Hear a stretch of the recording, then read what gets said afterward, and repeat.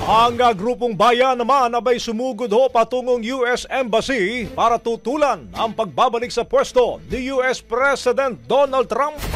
Brigada Jigo Custodio, ibrigada mo! Brigada! Tumulak pa US Embassy ang bagong alyansang makabayan o grupong bayan upang magkilos protesta para kondinahin ang napipintong pagbabalik sa pwesto ni Donald Trump bilang Pangulo ng Estados Unidos. Dala-dala nila ang mga karatula na kontra-imperialismo, gayon din ang mukha ni Trump na may sungay. Gayunman, hindi sila nakarating sa embahada dahil hinarang sila ng puwersa ng kapulisan. Ayon sa bayan, ang kilos protesta laban kay Trump ay refleksyon ng galit ng mga tao sa buong mundo, hindi lamang sa mga pulisiya ng nakaraang administrasyon ni Joe Biden, kundi pati na rin sa pagpapatuloy ng pasista at imperialistang agenda sa ilalim ng bagong liderato.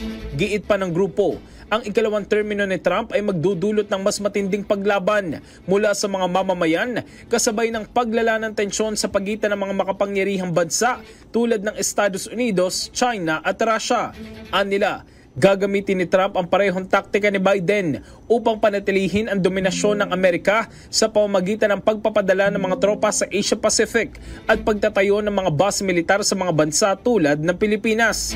Hinikayat naman ng bayan ang mga Pilipino na makiisa sa mga Amerikano na tumutol sa mga anti-labor, anti-migrant at anti-poor na polisiya ng parehong lumang administrasyon ni Biden at bagong administrasyon ni Donald Trump.